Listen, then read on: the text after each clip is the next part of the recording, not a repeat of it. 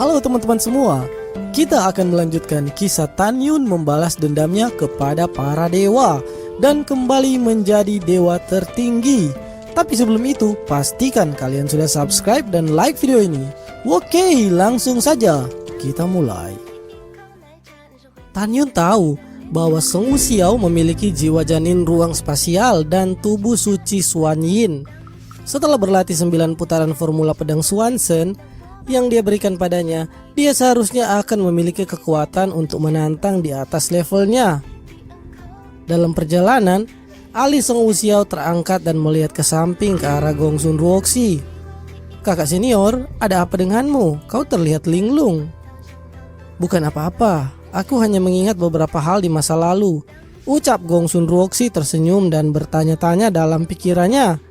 Apakah akan memberitahu Ketua Murong tentang Tan Yun lah yang membeli 11 senjata pedang waktu itu atau tidak?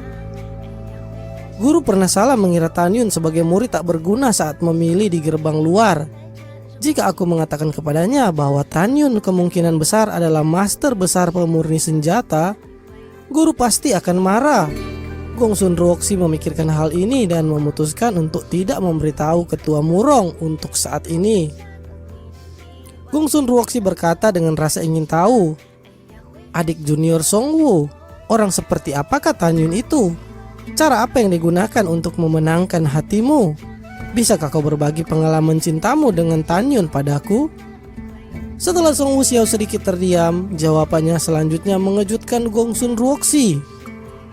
"Kakak senior Gongsun, sejujurnya sebenarnya akulah yang menyatakan cinta pada Tan Yun 3 kali. Dan baru hari ini dia menerimaku." Song Wuxiao tersenyum dan berkata terus terang, "Namun prosesnya tidaklah penting. Sudah cukup jika dia memilikiku di dalam hatinya," ucap Xiao. Mata Gongsun Ruoxi yang berkilauan menunjukkan keterkejutan yang dalam. "Jadi dia bukan playboy?" tanya Ruoxi. "Kakak senior, Tan Yun sama sekali bukan tipe orang yang suka main-main," ucap Song Wuxiao menjelaskan. Selanjutnya dalam perjalanan ke gerbang Gunung Qimai, Xiao menjawab semua hal tentang Tan Yun kepada Gongsun Ruoxi yang selalu bertanya seperti bayi yang penasaran tentang Tan Yun. 1 jam kemudian, Tan Yun mengenakan benang dingin nafas kura-kura mendarat di luar aula Bingking. Singa naga emas di bawah kakinya diperkecil menjadi seukuran burung pipit dan bersembunyi di dada Tan Yun. Tanpa menunggu Tan Yun memasuki aula, Shen Subing berlari keluar dengan gembira dan memeluk Tan Yun. "Guru, kau benar-benar hebat." "Oh, ada apa?" Tan Yun berkata dengan suara tuanya. Shen Subing melepaskan pelukannya pada Tan Yun dan berkata, "3 bulan yang lalu setelah melihat langit di malam hari, kau mengatakan bahwa keberuntungan murid ini akan datang. Tapi kau tahu apa? Pada hari setelah kau pergi, Tan Yun dibangkitkan. Kemudian King Feng diberikan posisi penatua ketiga oleh Kepala Tang karena telah membimbing murid berbakat seperti Tan Yun." Mata Shen Subing dipenuhi bintang-bintang kecil. "Guru, Subing sangat mengagumimu. Ternyata kau bisa mengatakan sesuatu yang baik," ucap Tan Yun berkata sambil tersenyum. "Ngomong-ngomong, dalam 3 bulan sejak guru pergi, apakah Pak Tua ada mengirimkan benih api?" "Tidak," ucap Shen Subing menjawab, memegang lengan Tan Yun dan mengundangnya masuk ke dalam aula. "Junior hormat pada senior," ucap Shen Qingfeng dan Shen Wende buru-buru bangkit dari tempat duduk mereka. "Ya," Tan Yun melambaikan tangannya. Shen Subing melirik Shen Wende dan Shen Qingfeng. "Kalian pergilah dulu." Qingfeng, selama kompetisi besar untuk alkimia 3 sekte kuno, murid-murid seperti Lo Fan dan Song Hong membutuhkan seseorang untuk memilah obat ajaib di dekatnya. Kau dapat memilih beberapa murid taman obat dalam waktu setengah bulan ke depan untuk ikut pergi bersama. Adapun Tan Yun, jangan biarkan dia pergi. Biarkan dia berlatih dengan nyaman dan buat dia menjadi kejutan besar di kompetisi 9 divisi gerbang dalam nanti. Shen Qingfeng membungkuk dan berkata, "Aku juga berniat seperti itu. Aku akan pergi sekarang." Setelah Shen Qingfeng dan Shen Wende pergi, Tan Yun berpikir bahwa dia harus ikut kompetisi itu. Sepertinya dia akan berbicara dengan Shen Qingfeng nanti. "Senior, kau di sini?" Pada saat ini Tan Xinying turun ke bawah, tersenyum dan berlutut di depan Tan Yun. "Senior, Xinying belum bisa membalas kebaikanmu yang telah menyelamatkan hidupku. Namun terimalah hormatku." Tan Xinying bersujud. "Cepat bangun," ucap Tan Yun tersenyum. "Terima kasih senior," ucap Tan Xinying dengan hormat bangkit berdiri. Tan Yun memandang Tan Xinying. "Kau terlihat baik, jiwamu yang rusak seharusnya sudah pulih sekarang." "Iya senior," jawab Tan Xinying tersenyum. "Ketua Tang, jangan berdiri, silakan duduk," ucap Sen Subing meminta Tan Xinying untuk duduk dan memberi Tan Yun duduk di kursi batu giok yang lain. Segera ketika dia datang ke kursi, jari giok seputih saljunya meremas bahu Tan Yun dan dengan nakal berkata, "Guru, apakah ini membuatmu nyaman?" "Nyaman sekali," ucap Tan Yun tersenyum tulus. "Aku pikir kau akan bisa memijatku setiap hari." "Ya, ketika aku sudah berada di divisi pil gerbang abadi, aku akan memijatmu setiap hari." Sen Subing tersenyum manis. "Guru, aku akan pindah ke gerbang abadi dalam waktu setengah bulan lagi. Sepertinya aku tidak akan kembali dalam 7 bulan berikutnya." "Bagus, bagus." Tan Yun tersenyum dan berkata, "Aku juga memiliki sesuatu untuk dilakukan. Aku akan pergi untuk jangka waktu tertentu. Tapi aku akan pergi dulu ke rumah lelang Huangfu untuk mengambil barang yang ditemukan oleh Pak Tuade." "Baik Sifu." Mata indah Sen Subing berlama-lama menatapnya. "Sifu, apakah kau akan pergi sekarang?"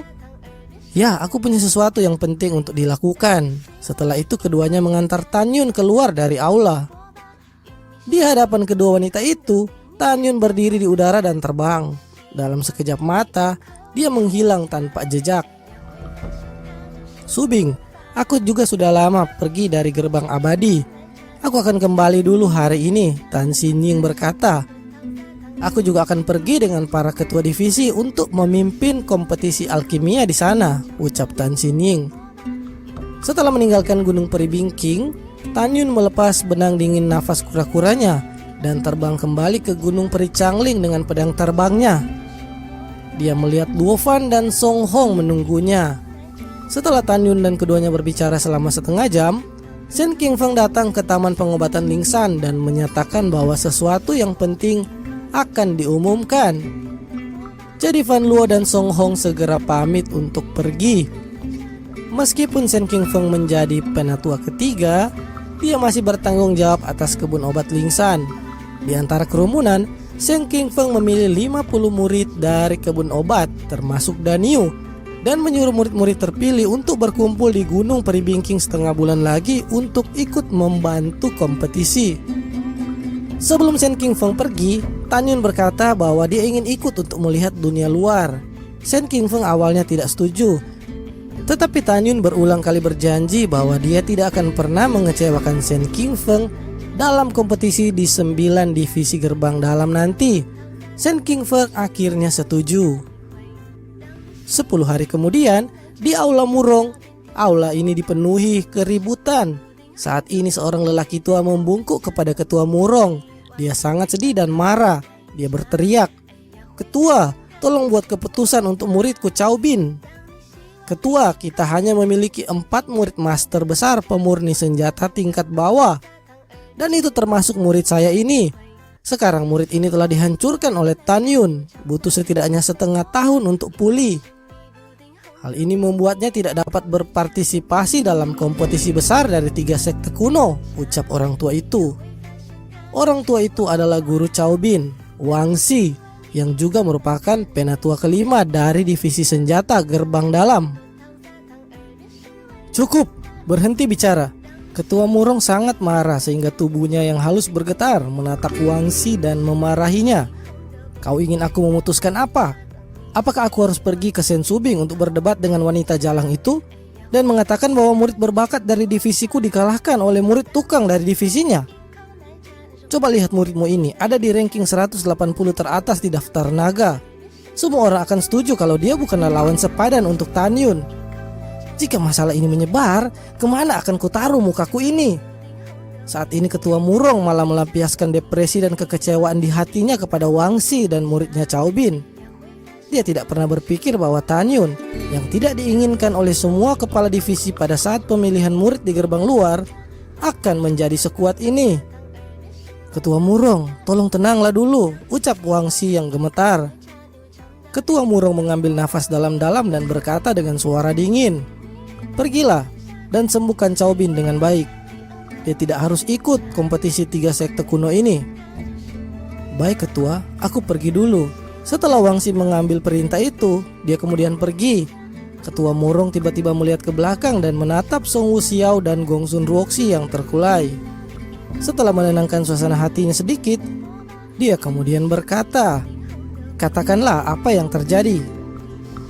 Xiao terdiam lama dan nadanya kesal dan dia berkata, "Murid ini tidak menyukai Cao Bin. Dia sering mengganggu murid ini. Waktu itu murid ini dan kakak senior Gongsun pergi ke Gunung Changling dan dia mengikuti kami. Tan Yun tidak memprovokasi dia, tetapi dia mempermalukan Tan Yun dan murid-murid kebun obat Lingsan terlebih dahulu. Mengklaim untuk memotong tangan Tan Yun, jadi Tan Yun menyerangnya dan itulah hasilnya." Mendengar perkataan itu, Ketua Murong memandang Gongsun Ruoxi. "Lapor ketua, semua yang diucapkan adik junior Song Wu memang benar seperti itu kejadiannya," ucap Ruoxi berkata dengan jujur. "Ya, aku mengerti," kata Murong mengurutkan keningnya. "Aku lelah, kalian pergilah." "Baik guru," ucap Gongsun Ruoxi dan Song Wuxiao ketika mereka pertama kali melangkah keluar dari aula. Sebuah suara ditransmisikan ke telinga Ruoxi. "Ruoxi, datanglah kembali ke sini setelah Xiao pergi. Ada yang ingin guru tanyakan padamu." Sesaat kemudian, Gongsun Ruoxi kembali dan memasuki aula abadi Murong. "Ruoxi, katakan sejujurnya, seberapa kuat kekuatan Tan Yun?" Mata indah Murong dipenuhi dengan niat membunuh yang tersembunyi. "Sepertinya guru memiliki niat untuk membunuh Tan Yun," gumam Gongsun Ruoxi dalam hatinya yang bergetar. Dalam perjalanan kembali di atas perahu Ro, dia belajar dari Song Wuxiao bahwa Tan Yun adalah manusia besi yang tidak takut kekuasaan. Selain itu, Ruoxi mengagumi pencapaian Tan Yun di bidang pemurnian senjata. Saat ini dia tiba-tiba mengkhawatirkan Tan Yun. Kemudian Gongsun Ruoxi berkata perlahan, "Lapor guru, Tan Yun hanya melatih kekuatan spiritualnya. Adik junior kurang melatih ini. Jika adik junior Cao sedikit lebih waspada, Tan Yun pasti bukan lawannya." "Aku mengerti," ucap Ketua Murong mengangguk sedikit dan berkata dengan dingin, "Tan Yun menyakiti Cao Bin sehingga Cao Bin tidak dapat berpartisipasi dalam kompetisi seni pemurnian senjata. Tidak apa-apa jika divisi senjataku yang menang dalam kompetisi itu. Tapi jika kita kalah, maka aku akan membunuh Tan Yun." Pada saat yang sama, Murong Hong, penatua kedua dari divisi jiwa binatang, mendengar bahwa Tan Yun, pembunuh yang membunuh cucunya, telah bangkit kembali. Dia kemudian menjadi sangat marah. Di tempat lain juga, setelah menghancurkan semua ornamen di aula, kepala divisi jiwa suci sangat marah dan berkata, "Tan Yun, kau telah membunuh cicitku. Aku akan membuatmu membayarnya." Waktu mengalir seperti sungai dalam sekejap mata. 4 hari kemudian, ketika Tan Yun sudah memastikan dirinya besok pagi akan berkumpul di aula Bingking karena dia akan ikut ke sekte peri abadi, jadi dia mengundang Fan Luo dan Song Hong untuk minum di Gunung Peri, gua baru yang diberikan padanya untuk ditempati. Setelah keduanya mabuk dan pulang, Tan Yun yang setengah mabuk tiba-tiba muncul niat membunuh di matanya. "Luwu, kau mengirim Duansen dan Jiangxia untuk membunuhku, dan akhirnya mengatur Pang Xiyuan untuk menyerangku. Orang tua, aku akan membuat perhitungan denganmu malam ini," ucap Tan Yun. Dengan ekspresi membunuh di wajahnya, Tan Yun mengenakan kain kasa dingin dan menginjak Dewa Singa Naga Emas. Di malam yang gelap, dia segera menuju Gunung Ludao. Tan Yun memilih untuk melawan Luwu malam ini setelah mempertimbangkan dengan cermat. Dan dengan kecepatan singa naga emas, ia akan tiba dalam waktu setengah jam. Seketika Tan Yun mendarat di depan gua. Tangan kanan Tan Yun menggerakkan kelima jarinya dan menjentikannya. Segera 10 kekuatan spiritual melesat ke pintu masuk gua. Ruang di pintu masuk gua bergetar hebat. Ada formasi pelindung yang telah dipasang. Siapa yang berani menyusup ke sini? Teriakan marah datang dari gua. Bocah besar, hentikan dia secepat mungkin dan ingatlah untuk tetap hidup. Di bawah perintah Tan Yun, cahaya keemasan segera melesat ke dalam gua seperti kilat. Ah, tidak! Lu berdiri di atas pedang terbang, baru saja muncul di pintu masuk gua dan berteriak. Dengan suara patah tulang yang jelas, cahaya emas itu mematahkan rusuk dada kanan Luwu dan dengan aliran darah ia menembus punggung Luwu dan tiba-tiba berubah menjadi singa naga emas seukuran burung pipit. Singa naga emas ada di belakang Luwu, ukurannya melonjak hingga 10 kaki. Cakar singa besar itu menebas ke kepala Luwu. Kecepatan singa naga emas itu secepat praktisi di alam pemurnian jiwa tingkat sempurna. Apalagi Luwu saat ini sudah terluka. Bahkan jika Luwu berada di masa puncaknya, Luwu tetap tidak dapat melarikan diri. Luwu tidak punya waktu untuk menghindar atau melihat ke belakang. Dia merasakan momentum datang dari kepalanya dan buru-buru memotong ke udara dengan pedang. Telapak tangan raksasa singa naga emas terkena pedang Luwu. Pada saat ini, Tan Yun telah memasang penghalang isolasi suara di luar gua dan menonton semua ini di pintu masuk gua. Karena telapak tangan singa naga emas sangatlah kuat, akhirnya lengan Luwu yang memegang pedang yang meledak. Dalam teriakan putus asa Luwu, kuku seperti besi panjang di telapak tangan raksasa dewa singa naga emas menembus dada Luwu. Singa naga emas menyeret Luwu ke dalam gua dan itu membuat garis darah di tanah.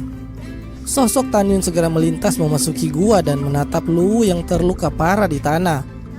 Matanya dipenuhi dengan niat membunuh. Luwu ditekan ke tanah oleh singa naga emas dan berkata dengan panik, Kau adalah Shen Subing kan? Luwu meraung, jangan pikir aku tidak tahu, kau pembunuh Pang Siyuan. Aku sudah memberitahu ayahku bahwa jika terjadi sesuatu padaku, kau juga akan mati, ucap Luwu. Menurut perkiraan Luwu, orang yang memakai kasa dingin nafas penyu ini adalah Shen Subing atau Shen Wende. Tan Yun meraih kursi, mengayunkan kaki kursi ke tangan Luwu. Dia kemudian segera duduk dan berkata sambil tersenyum, Wow, aku takut setengah mati. Mendengar suara yang familiar itu, Luwu menatap. Kau adalah Tan Yun? Kau hanyalah praktisi jiwa janin tingkat 9. Bagaimana kau bisa memiliki binatang roh tingkat 3? Ucap Luwu terkejut. Terima kasih buat kalian yang sudah mengikuti hingga akhir. Lanjut ke part berikutnya ya. Jangan lupa subscribe dan like videonya. Bye.